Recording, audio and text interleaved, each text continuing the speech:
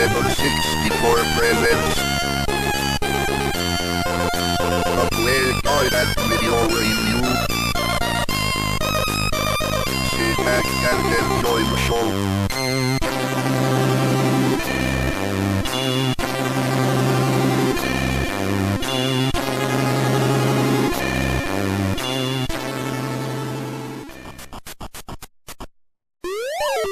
Begging and pleading my mum since I first saw VIC-20 in 1986, I finally got my Commodore 64 computer in time for Christmas 1987.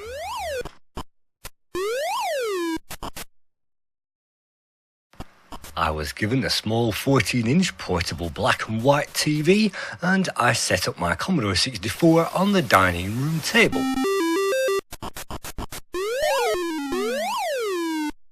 This was my average experience of a Commodore 64 game, rather on the blocky side and usually a platformer, and containing something which was rather annoying.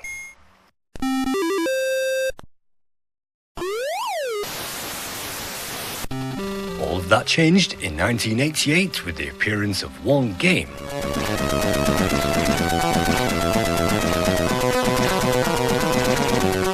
Playing The Last Ninja 1, this game seemed to take the step even further into the future of video game history.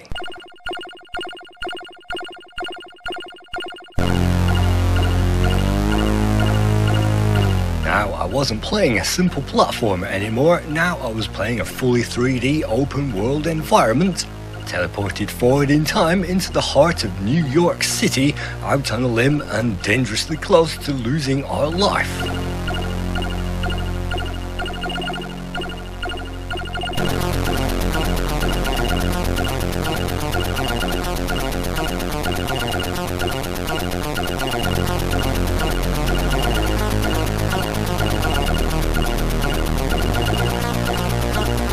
Music was as powerful as any cinematic theme I'd ever heard in my entire life, and this score even runs shivers down my spine even today.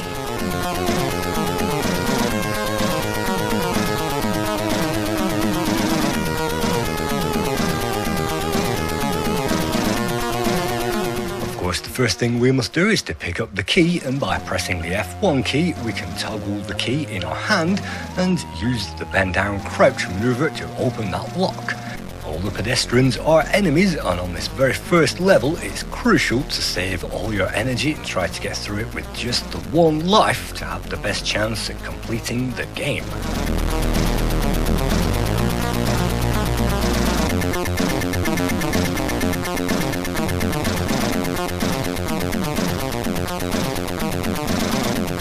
Taking a severe beating on screen 3 doesn't really happen in the average Dizzy game, but it really does happen on Last Ninja 2, because we are playing an interactive movie and we are making this up as we go along. And yes, one of the F keys does switch off the music and the sound effects, but we'll just leave that on for now, and we'll try our best to get around these cops, which are absolutely lethal on this first level.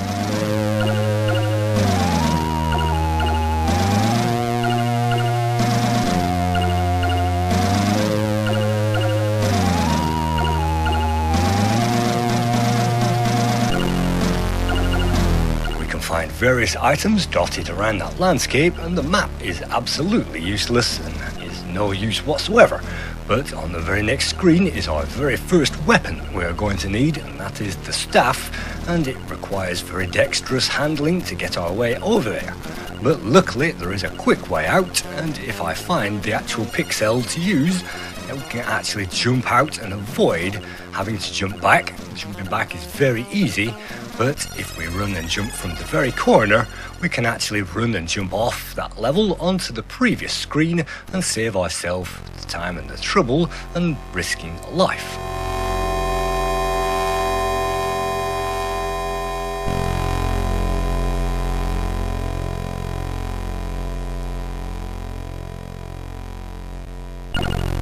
controls in The Last Ninja 2 do take some time to get used to, and yes, if we do make a mistake here, we will fall off and die, so it's always worth trying to align ourselves up with the landscape, and this isometric 3D is a very step forward from most of the isometric 3D games that we found on the ZX Spectrum, and of course Head Over Heels by Ocean on the Commodore 64.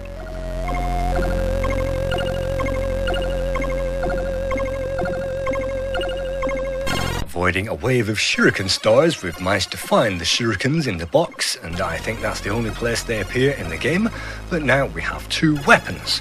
You can see by pressing the spacebar we can now activate those weapons, the shuriken and the staff. And for this I'm going to use the shuriken to demonstrate that every enemy can be dispatched in just one throw, but I think we only have 6 of those to waste, so let's not waste those. Let's just use the staff and poke that guy with its long reach and hopefully stay out of harm's way.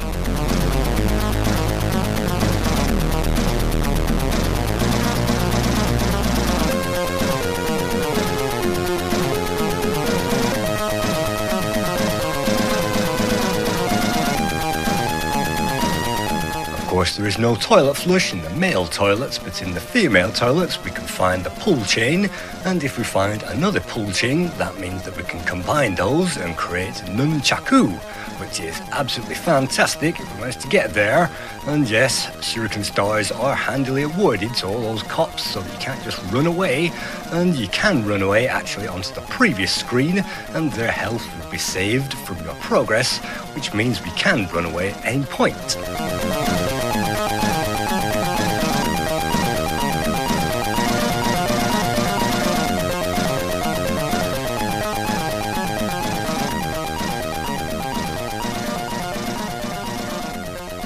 To pick up any item, our hands must be free, and so I've put away all my weapons to pick up this burger, which is actually an extra life. And burgers as extra lives are adequate and unique to this game, and at least we do get extra lives because we're going to need them later on. In the meantime, we found another skinhead, and it's time to knock that skinhead off as we try to get through to the female toilets.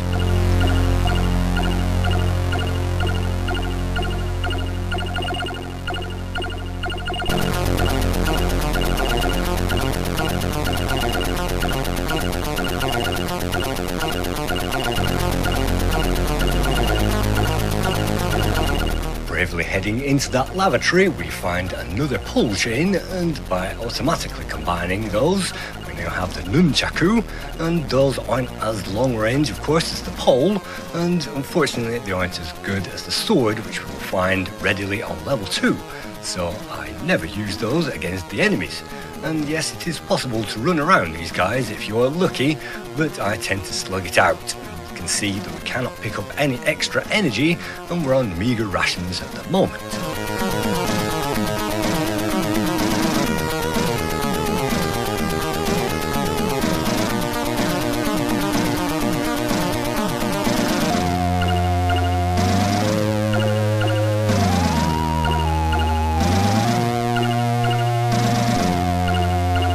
To escape Central Park, we'll have to make our way via the boating lake, and this is a very tricky puzzle to work out. In fact, I didn't work this out myself and had to rely on some kind of magazine guide, or at least help from my friend with the ZX Spectrum version to get me through this particular puzzle.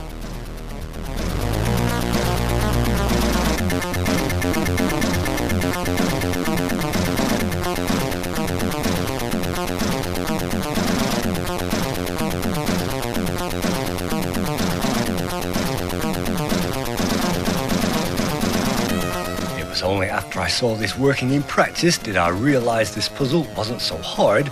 Simply prod the boat with the staff and it will leave its mounting so that we can ride on that to exit that level. But how is the player supposed to know about this island when, if they approach that from any other pixel, they will die, and of course you have to leave it by the pixel, otherwise you'll fall into that water. And the bees chop off some more health, but luckily we'll gain full health as soon as we reach that next level.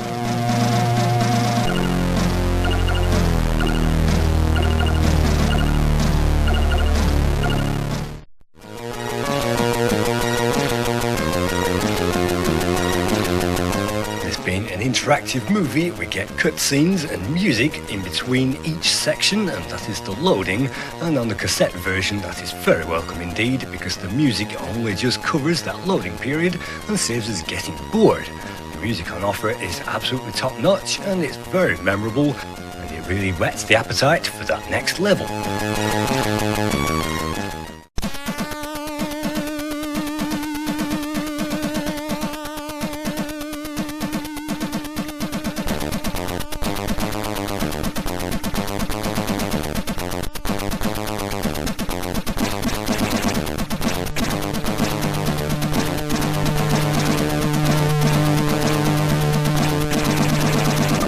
Level 2 follows seamlessly from level 1, and from the exits to that park we can now navigate the streets of New York City in the hope of finding some clues as to what we're supposed to do around here, and the cops aren't very much help, so it's best to leg it around those, and we'll have to notice those traffic signals as well, because if those are in the wrong position we'll get knocked over and we'll lose a life.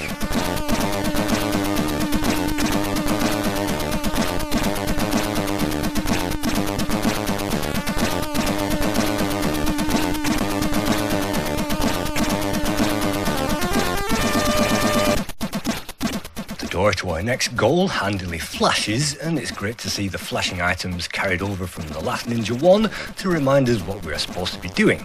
And using the escape off the edge of the screen trick, this is the easy way to get through any enemy in the game. Simply leg it and make sure that you don't get touched. By booting the door in, we can then enter the dojo and pick up the sword, which is my main weapon I like to use in the game.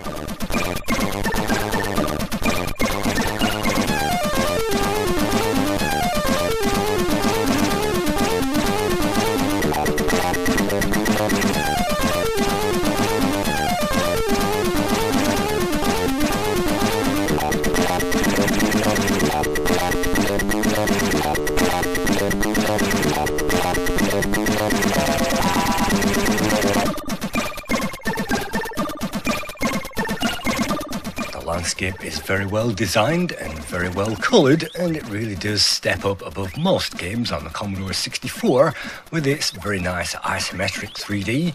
It is favourable and compares highly to the very best out there, and the Commodore 64 did this game very well, and in fact went on to the Last Ninja 3 and even the Last Ninja Remix. And the Last Ninja Remix was basically a port of this game with different music, even though the music in this game is probably one of the better parts about it. Everything about this game is highly recommended and highly playable.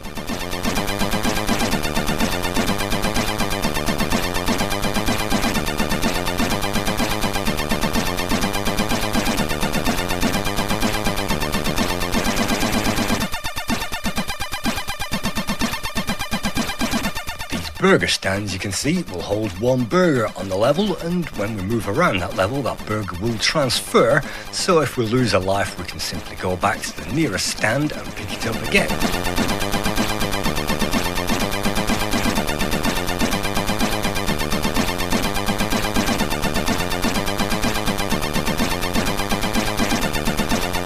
Stealing the wine from the wino, that will come in handy very much later because we're going to need that, and it isn't apparent what that does at the moment, but that's a Molotov cocktail.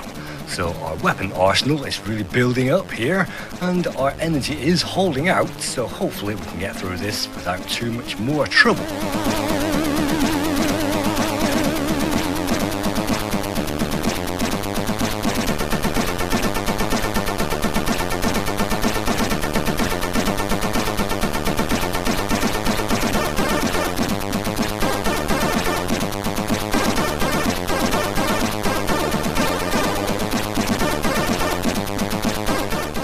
Dead end is essential to explore, and in this dead end we can find a hut which contains a key to a manhole, which is again a critical item that we're going to need to exit this level.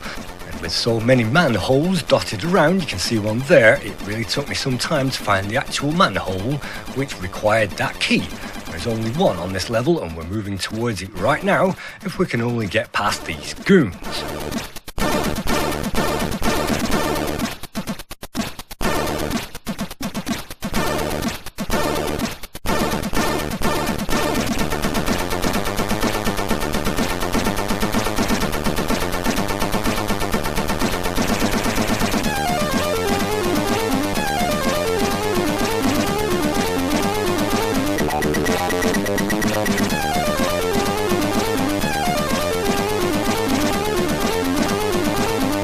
Last Ninja 2 doesn't take it easy on the player, and you can't always outrun and outdodge everything, and it's a choice to take on the battle and take on those hits, or try and run for it, and sometimes one method works better than another.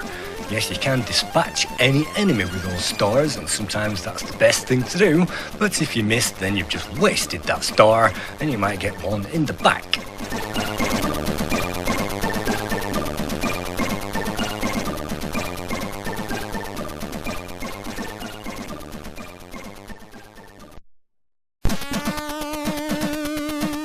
The other thing about the game is the game does not have any sound effects, so you will not hear any swipes and jabs and things stolen from a Bruce Lee movie.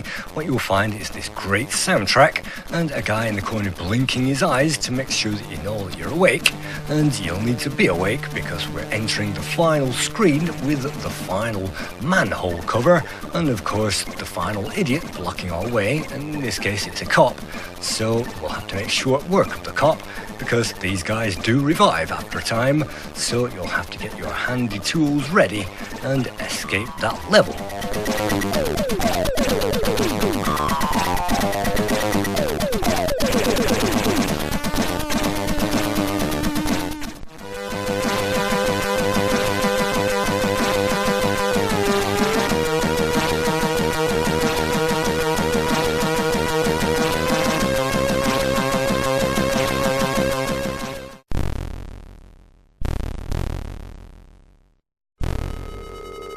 Level 3 contains some very atmospheric music, which is very creepy, and it appears that we're asleep at the moment, so let's walk on to the next screen and wake up as we're attacked by another skinhead, and of course we'll have to lay him out if we want to get through this very quickly, and if you take your time and use the edge of the screen trick to knock him out in stages, then any enemy can be dealt with, and it's possible to complete the game by stealth, and you don't have to wade into all of that action.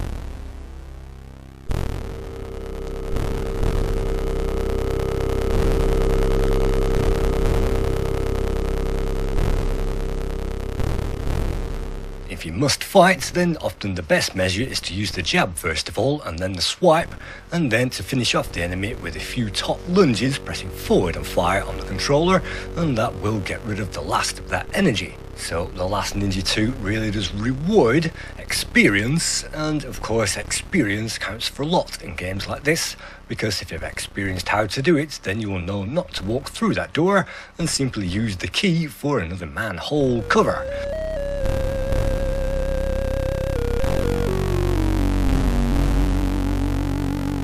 Music sounds familiar, it's because it was used in a section of the main theme to Ken Tiller created by Rob Hubbard.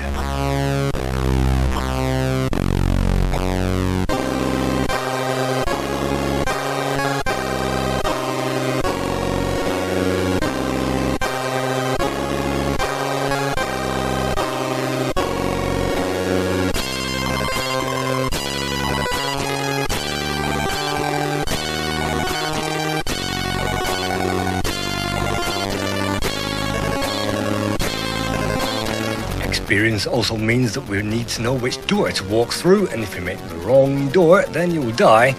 And that's rather unfair, but to make up for it, if you hang around on that level, then the music changes and gets rather good.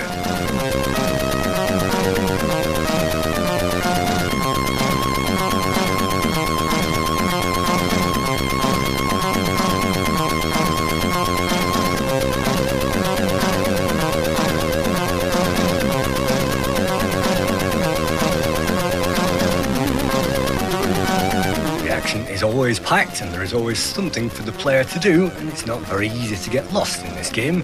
It isn't so open world that you find yourself wandering around with nothing to do, and having got to this screen, it's an option of two doors, 50-50. Let's see if we make the right choice, and well, which door is it? Well, let's try this one, and this is the penultimate screen on the level.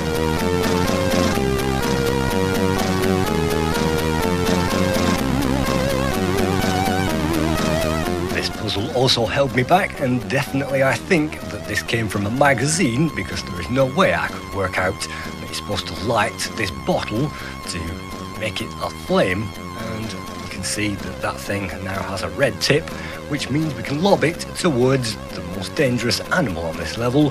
That is an alligator, which is inhabiting the basement of a huge building that we'll need to climb up to get through to a helicopter and then to the boss.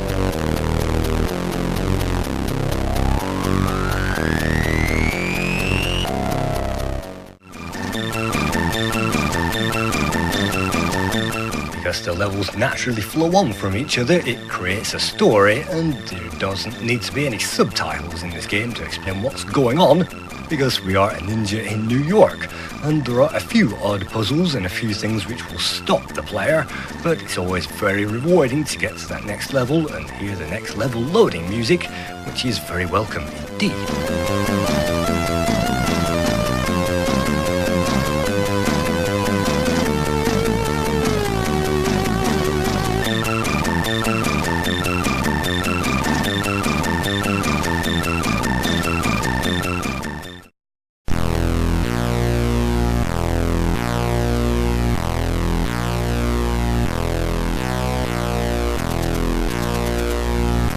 Basement is packed with boxes, and you may notice a slight slowdown on these levels. These are the only ones which slightly slow down, and the Commodore 64 is definitely struggling with definitely rendering all these graphics on the same screen at the same time, but that doesn't detract from the game, because the gameplay is always strong and we can always leg it towards what we're supposed to do, in this case climbing that ladder.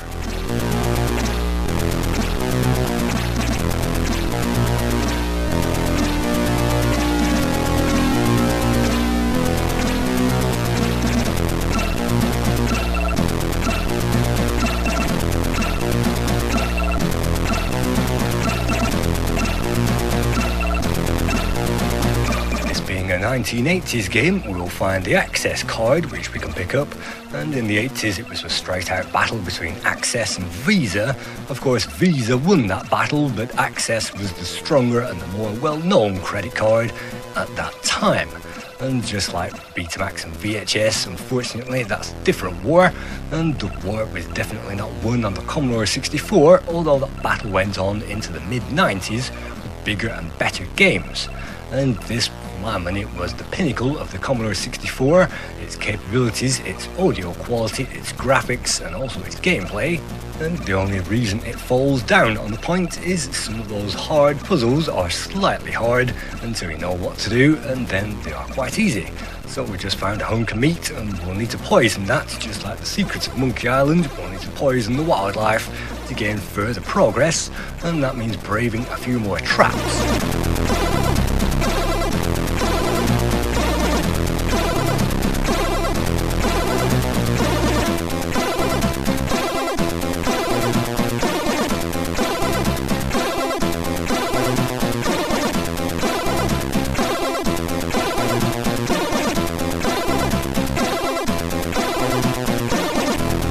Is a forerunner to games like Metal Gear Solid, and unfortunately it isn't automatic and easy to line up with those steps. You have to align it by the pixel, and of course learning how to do that is learning how to master this game.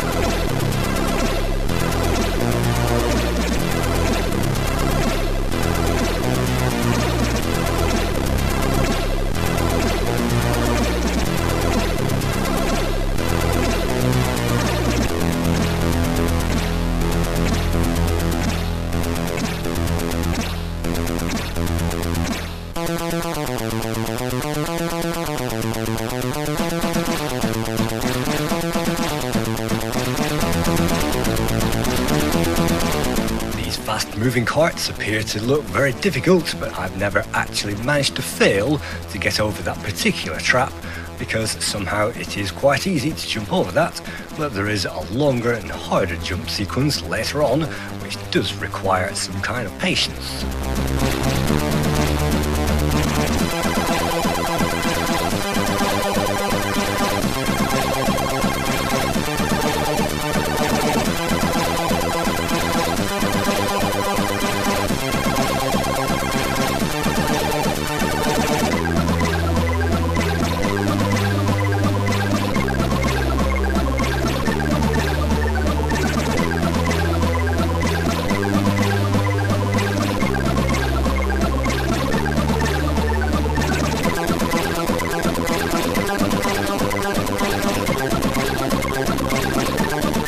jumping box maze isn't as easy as it first looks. In fact, it looks impossible from this angle.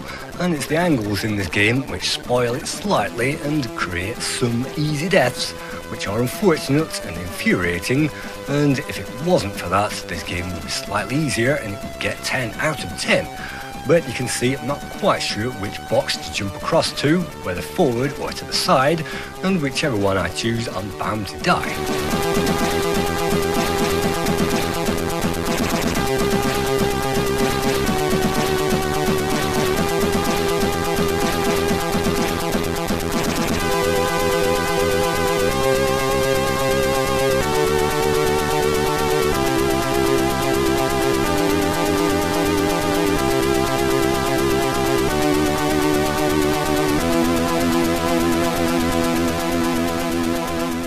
Final life remaining, it's critical that we get over this trap, and this is one of the hardest jumps in the game. You'll also find a similar jump on the 6th level on top of the mansion itself, and the battlements are similarly hard to jump over, so it's critical that we get over this and preserve that life.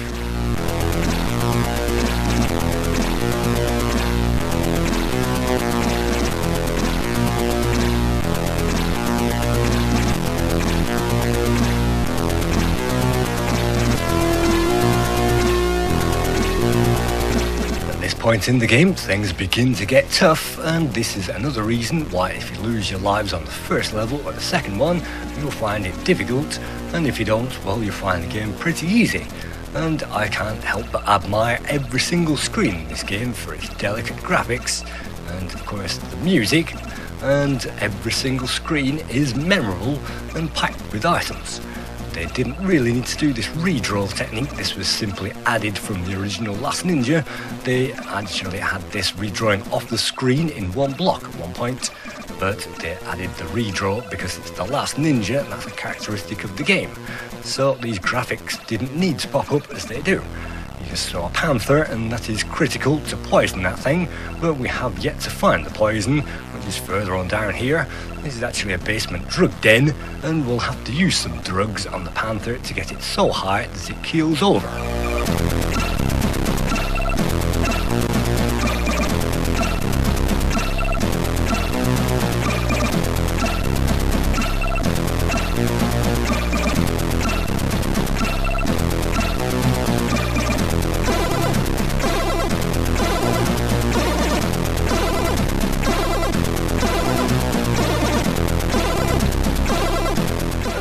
The player will be sweating and will be trying their best to get through, and this isn't an easy game at this point because we only have the last half energy remaining. Once that's gone, it's gone, so we'll have to make our way through to the end of the level pretty quickly before we run out.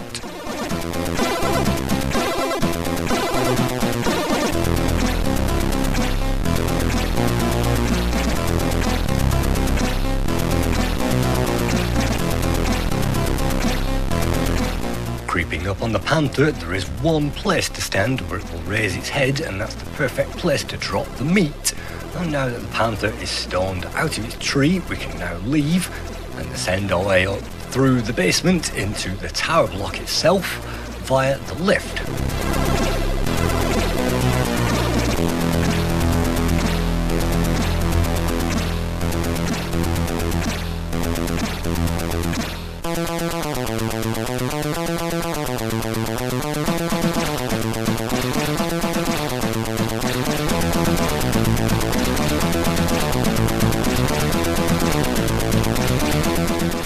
To access the lift, well, of course, we need to use the access card.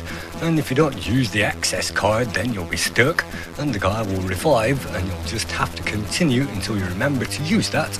It isn't an obvious puzzle, but it's certainly not the hardest in the entire game, and it won't be long before I realise that that is what I'm supposed to be doing.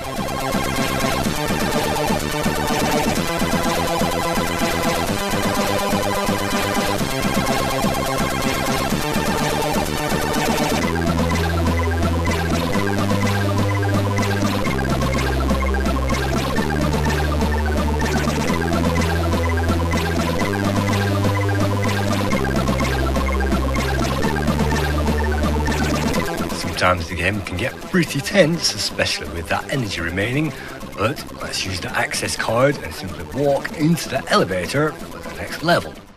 Where we find the loading music to the next level is heavily based on Bomb the Bass Beat This, and some of the themes are heavily influenced by other themes, and of course I'm talking over it so that I don't get a YouTube strike when this thing is released to the public.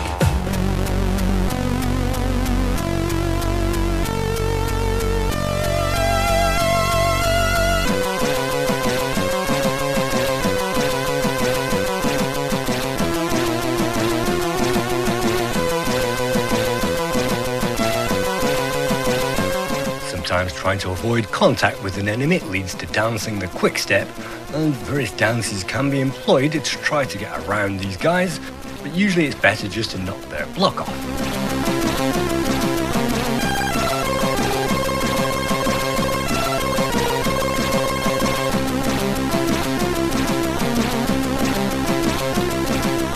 You may also notice that this music is based heavily on Tangerine Dream's Midnight in Tula, and I'm playing a live version of that right now, hoping that that won't defeat the YouTube rules.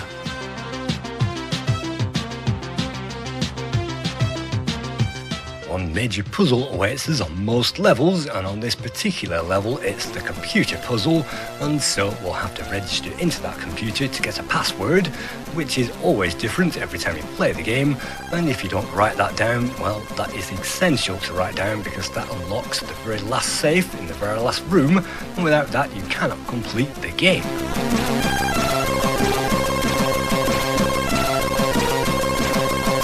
So let's just write down that password 2742 just in case we need it, and it is a very difficult puzzle because if you leave this level without that number then it becomes impossible to complete the game, and that is quite infuriating because you cannot just load this level back up and collect that number again.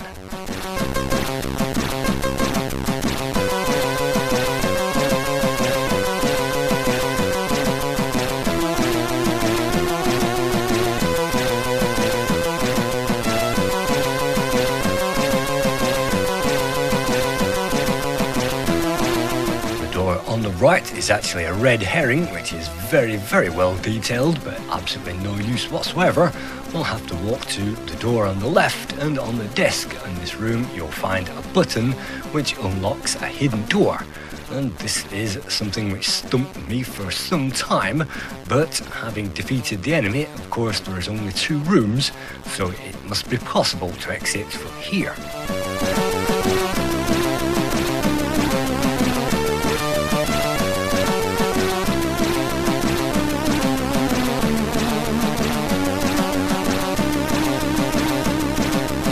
Last Ninja 2 was developed and published, of course, by System 3. It was coded by the excellent John Twiddy, who also coded the Ikari Warriors game, and the graphics were Hugh Riley, perhaps his best game graphically on the Commodore 64, and the music was by Matt Gray, of course, one of his better tracks on the Commodore 64, and Matt Gray went on to Vendetta in 1990.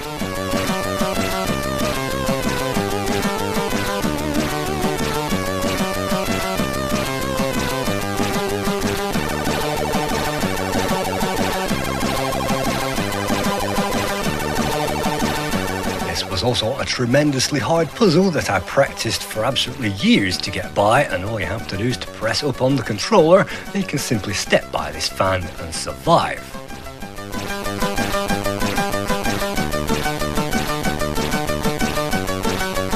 I love the comedy touches in the game, and this is another comedy touch. If you hang around on the level, it will give you, well, is it a bird?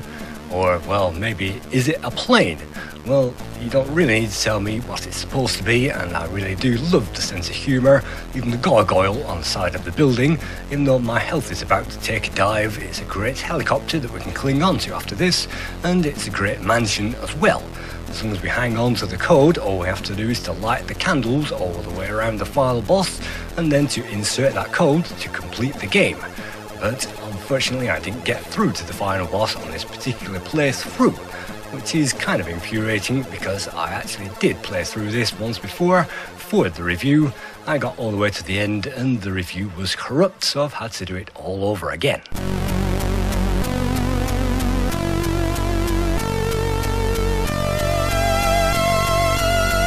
I think The Last Ninja 2 is an immaculate masterpiece. It certainly opened my eyes to the potential of video games, and it's not too far off Metal Gear Solid and modern video game franchises where we cling to the sides of buildings. It's just that now we leap up buildings instead of climbing ladders. And this game definitely inspired a whole new 3D generation ahead of its time, and as an interactive movie this blew me away on a level never before experienced. Almost all the magazines gave the game 9 out of 10 or in the high 90%, and even the Lemon 64 website is 8.8, which gives this game an average score of 9 out of 10. Thank you once again for watching another Lemon 64 play guide and review.